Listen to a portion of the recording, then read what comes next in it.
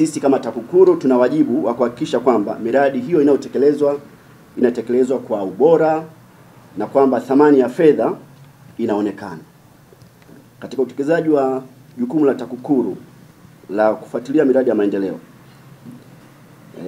kwa kipindi cha Januari Machi 2025, jumla ya miradi ya maendeleo 25 ya thamani ya shilingi bilioni 19,410,703,440 ilifuatiliwa katika sekta ya elimu na idara ya mahakama, na mambo kadhaa yalibainika. Jambo la kwanza, milioni 25,441,422 na senti 2 zilikatwa kwa wazabuni kama kodi ya zuio katika miradi ya ujenzi wa shule ya sekondari Dr. Salmin, Minga, Muhola na Kintinku Manyoni, lakini hazikuwasilishwa katika mamlaka ya mapato Tanzania.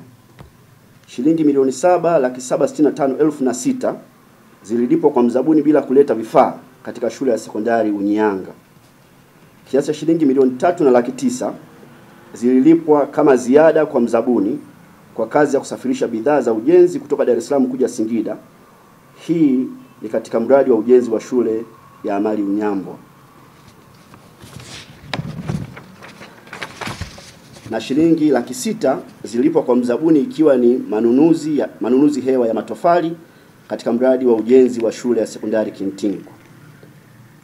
Ukijumlisha hapo, jumla yake ni shilingi milioni 41, kama nilivyoeleza hapo awali, milioni 41,897,428.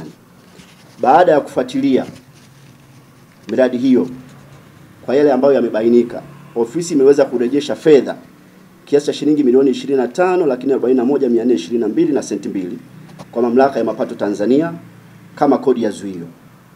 Pia imeweza kurejesha fedha shilingi milioni 7,765,600 katika shule ya sekondari Unyambwa, lakini tumeweza kurejesha fedha shilingi milioni 3,900,000 alicholipwa mzabuni kwa kazi ya kusafirisha bidhaa za ujenzi kutoka Dar es Salaam kuja Singida, ambayo fedha hiyo ililipwa zaidi ya gharama halisi ambayo mzabuni alipaswa kulipwa.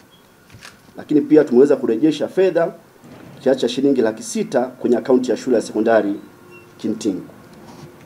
Uchambuzi wa mfumo. Tulifanya uchambuzi wa mfumo wa matumizi ya fedha ya ruzuku na michango ya wanafunzi katika shule za sekondari mkoa wa Singida. Uchambuzi huu ulibaini matumizi mabaya ya fedha kiasi cha shilingi milioni 2,801,000 za michango ya wanafunzi iliyokusudiwa kununua vifaa vya tehama pamoja na karatasi katika shule ya Unyianga na Mikiu.